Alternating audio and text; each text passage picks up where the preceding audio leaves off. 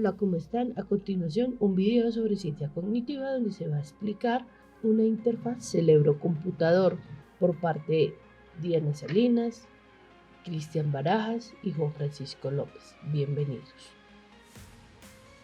En nuestra exposición explicaremos un novedoso sistema de interfaz cerebro-computador SPACE multifacético en tiempo real basado en un método de control del lisante de los potenciales de estado estable evocados visuales. Y antes de explicar este método debemos tener claro los siguientes conceptos.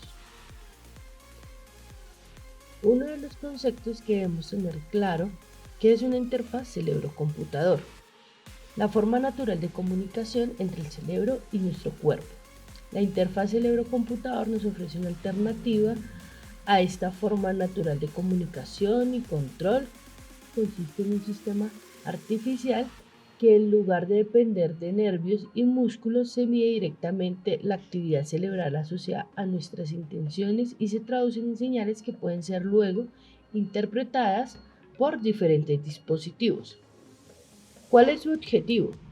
El objetivo de la interfaz cerebro-computador es que los sistemas de interfaz cerebro-computadora es traducir la actividad cerebral en comandos de control para los dispositivos y estimular el cerebro para provocar una respuesta sensorial de acuerdo al estímulo producido.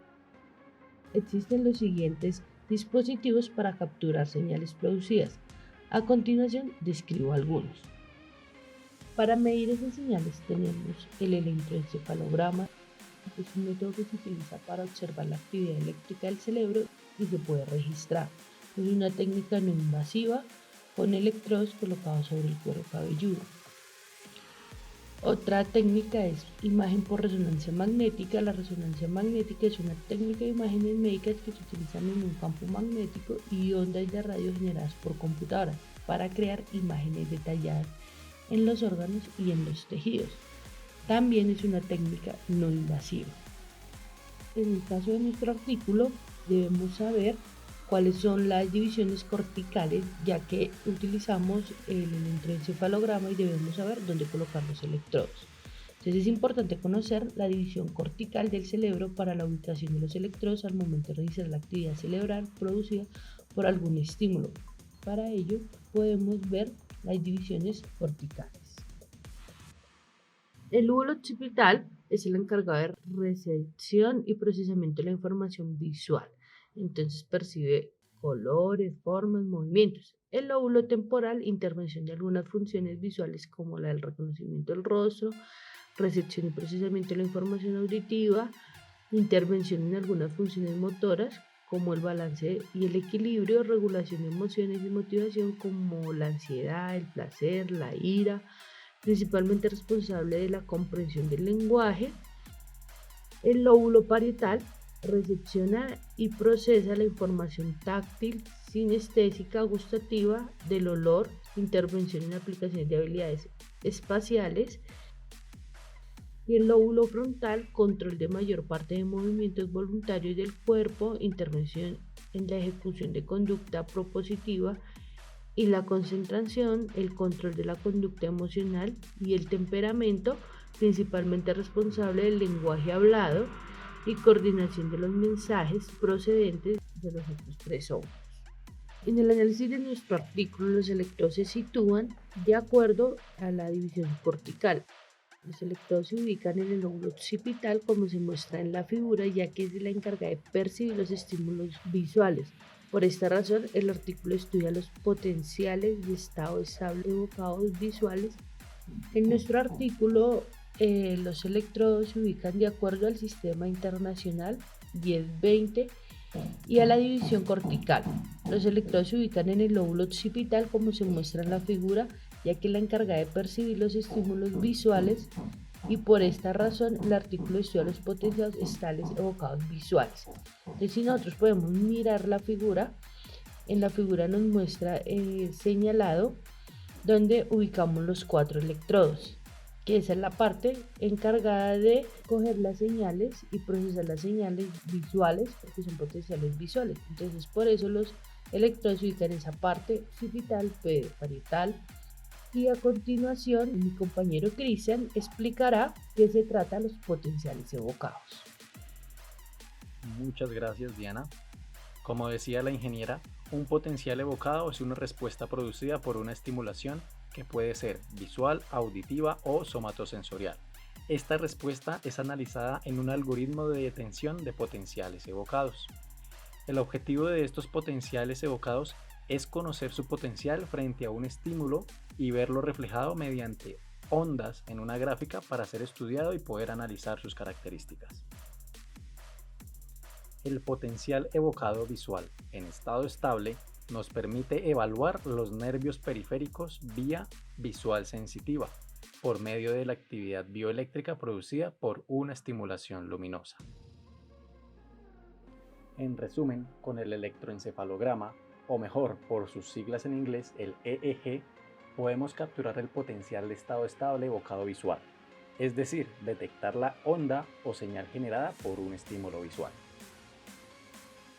Esta onda la conocemos como P300 y no es más que un potencial evocado o una señal eléctrica que en este caso es producido por un estímulo externo visual.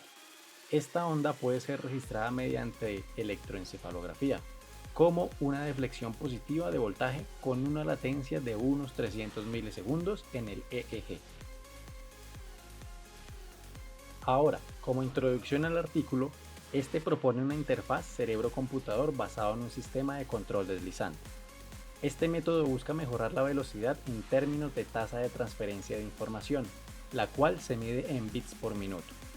Esta tasa de transferencia de información depende de la velocidad de transmisión de acierto en el proceso de codificación. Este método propone un modelo de control deslizante que se centra en la optimización de selección de caracteres, mediante el análisis de información. A continuación, explicaremos la metodología empleada en dicha investigación. 10 de los 14 sujetos que realizaron el mejor experimento fuera de línea participaron en las tareas de BCI en tiempo real. Todos tenían visión normal o por lo menos corregida. Estos sujetos no tenían experiencia en tareas de interfaz cerebro-computador. Se dividieron en dos grupos con igual número.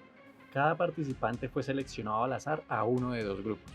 Se usó el protocolo de control deslizante para el procesamiento de datos en un grupo y protocolo estático tradicional para el otro. Se pidió a cada sujeto que se sentara en un sillón y prestara atención a la pantalla de la computadora. Después de 5 segundos de la flecha cruzada aparecieron 10 números fijos, del 0 al 9, en un orden aleatorio. Fue justo controlar los grupos manteniendo la dificultad constante de la tarea. Todos los sujetos realizaron esta tarea BCI de tiempo numérico en tiempo real de entrada. Se utilizó un amplificador de alto rendimiento para recolectar señales EEG del cuero cabelludo. Cada participante fue seleccionado al azar a uno de dos grupos. Se usó el protocolo de control deslizante para el procesamiento de datos en un grupo y protocolo estático tradicional para el otro. Se pidió a cada sujeto que se sentara en un sillón y prestara atención a la pantalla de la computadora. Después de 5 segundos de la flecha cruzada aparecieron 10 números fijos, del 0 al 9, en un orden aleatorio. Fue justo controlar los grupos manteniendo la dificultad constante de la tarea. Todos los sujetos realizaron esta tarea BCI de tiempo numérico en tiempo real de entrada. Se utilizó un amplificador de alto rendimiento para recolectar señales EEG del cuero cabelludo. Los potenciales evocados estaban típicamente relacionados a las actividades neuronales en la corteza visual. Por lo tanto, se grabaron electrodos de 4 canales. Fueron colocados en el área occipital de acuerdo con el estándar 1020 del Sistema Internacional.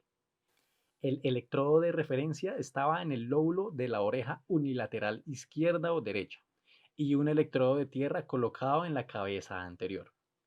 Todos los electrodos se mantuvieron por debajo de 10K y la frecuencia de muestreo fue de 256 Hz. La señal se preprocesó mediante un filtro de 50 Hz y un filtrado de paso de banda entre 0.1 y 30 Hz. Los mismos parámetros fueron determinados por los experimentos fuera de línea para eliminar la diferencia dependiente del sujeto. Por otra parte, el retraso de tiempo de software influiría en el rendimiento experimental del resultado. Por lo tanto, se hizo un registro del tiempo total de la tarea, de principio a fin para cada tema por programación. Por lo tanto, el consumo promedio de tiempo por prueba se podía calcular. A continuación, nuestro compañero Juan Francisco López nos explicará sobre el control deslizante y el análisis de correlación canónica aplicados en el artículo en mención. El control por modos deslizantes, CMC, por sus siglas en inglés, es uno de los métodos de control robusto y no lineal, cuyo procedimiento sistemático de diseño proporciona una solución directa para la entrada de control. El método tiene varias ventajas, tales como robustez contra las perturbaciones externas y variaciones de parámetros impredecibles. En algunas ocasiones utilizaron este protocolo de control deslizante para mejorar la eficiencia de los dispositivos robóticos. Análisis de la correlación canónica. Se define como la metodología multivariable que tiene gran acogida en el campo de la estadística. Busca la relación lineal que pueda existir entre dos conjuntos de datos. Estos son, por un lado, el conjunto de datos de las señales EEG registradas y por el otro, los datos de las señales de referencia, como serían las señales sinusoidales utilizadas para generar el estímulo visual del BCI. El método buscará las posibles combinaciones lineales entre ambos grupos y buscará la mejor correlación. El análisis y procesamiento de los datos se realizó offline en una computadora para poder estudiar los factores limitantes en la implementación de este tipo de BCI. Los factores más importantes para tener en cuenta son la resolución en frecuencia. Se ha demostrado empíricamente que la mínima diferencia en frecuencia que un sujeto puede discriminar entre dos estímulos cercanos es de 0,2 Hz. El ancho de banda. Los potenciales evocados de estado estacionario se manifiestan con mayor amplitud en el rango de frecuencia de 6 a 24 Hz, por lo cual este es el ancho de banda mayormente utilizado. El análisis espectral de las señales registradas se realizó utilizando la transformada rápida de Fourier. En este artículo se confirmó que el control deslizante se aplica ampliamente para el control mecánico debido al esfuerzo de manipulación. Además, se demostró que el protocolo de control deslizante aumentó la precisión de clasificación del reconocimiento SSVF y por medio del método de control deslizante y el análisis de correlación canónica se validaron la alta eficiencia de la BCI, realizando la comparación con el protocolo de control estático y verificó la superioridad de la estrategia de control deslizante para las tareas en tiempo real. Espero les haya gustado. Acaban de escuchar a Juan Francisco López, Diana Salinas y Cristian Barajas. Muchas gracias.